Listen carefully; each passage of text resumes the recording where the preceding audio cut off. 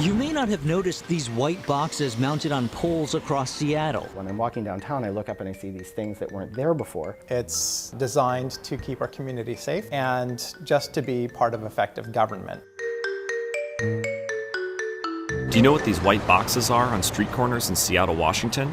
For a long time, residents didn't even know. It's a Wi-Fi network set up to help the Seattle Police Department and several other city agencies fight crime, terrorism, and cope with major disasters. But some say those boxes are capable of something else, tracking your location.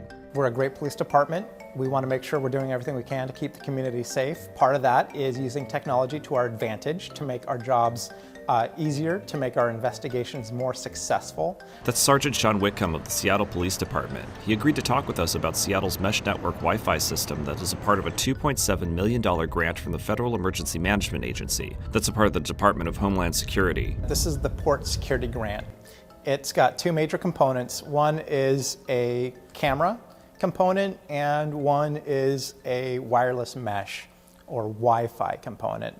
They're integrated, and it goes all along the Seattle coastline. In Seattle's case, the network would provide communication between law enforcement, fire department, medical services, and Coast Guard personnel in case of a disaster when a traditional wireless network may be broken. Ultimately, it's designed to keep our community safe, to help out with criminal investigations, and just to be part of effective government. It seemed like a great plan to improve public safety until citizens began to see this curious network pop up on their phones as an available Wi-Fi network to connect to. People started to realize, oh, when I'm walking downtown, I look up and I see these things that weren't there before on the poles. I'm opening up my cell phone and I'm looking at available Wi-Fi networks, and the corner appears to be an available Wi-Fi network, the intersection. And that's strange, and it wasn't there before. And it started to raise a lot of questions. That's Brian Robick, Senior Policy Strategist at the American Civil Liberties Union of Washington. The problem is that these mesh networks can have capabilities that citizens wouldn't necessarily want to have, including the ability to track devices that pass through the blanket of network coverage. So here's how these wireless access points could be tracking you. If you go into your phone's Wi-Fi settings, you'll see these networks named after intersections, 3rd and Union, 4th and Pike, 4th and Union. These are all on the mesh network. Here's how that location tracking might work. The Wi-Fi network wouldn't just be able to know which grocery store or bar you frequent, but also which doctor's office you visit, if you frequented a gun shop or went to an abortion clinic, piecing together things you might not want people to know about.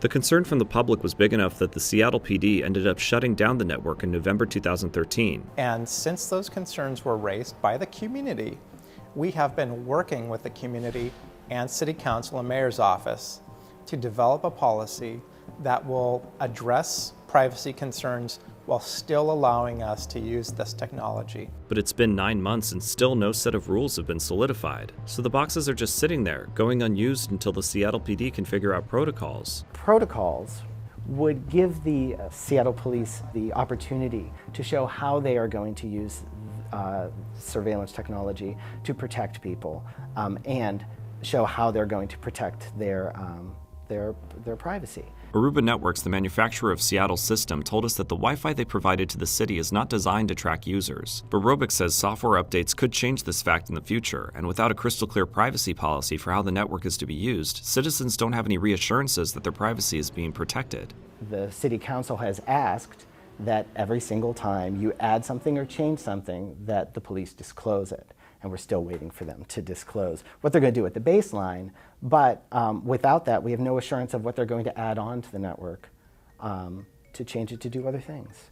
Robick also says that one of the most troubling parts of the city's process for acquiring this mesh network and surveillance camera system was how it was detailed in the city's request for proposals in 2012. Their initial proposal was to give the Washington State Fusion Center a direct connection into essentially a DVR of the recordings of the cameras. The Washington State Fusion Center tries to stop major crimes and terrorist acts by collecting and analyzing massive amounts of data submitted by local law enforcement agencies like the Seattle PD and federal agencies like DHS and the FBI. It was very clear in their request for proposals that that was the initial intention. Take a look at diagrams submitted in the City of Seattle's proposal in 2012. You can see how interconnected the mesh network and camera system is going to be. That has been a surprising bit of information to some of the folks that we have spoken with in the city and in the police department when we bring it up. And I don't believe that that's their intention to have that connection anymore. But I do think it's interesting that when cities are campaigning for grants, that they build in additional information sharing and, in a way, barter the people's privacy in order to get the funds that they need to put up these systems. People have a reasonable expectation to live their lives without feeling that the government is constantly tracking them or constantly looking at them and learning about what they think, do, and believe in. And we shouldn't have to trade that liberty for security. Technology has changed how we interact with each other. We just need to make sure that as we move forward, there are some safeguards and protections in place that allow us to operate efficiently and legally while still maintaining that sense of privacy that people deserve and expect in our society. But remember, the city has gone 9 months without that finalized privacy policy. And in a world where police are acquiring new technology every day that can invade a citizen's privacy, rules for data collection, data sharing, and guidelines for the future may be the only assurances law enforcement can protect us and protect our civil liberties at the same time. For Reason TV, I'm Paul Dietrich.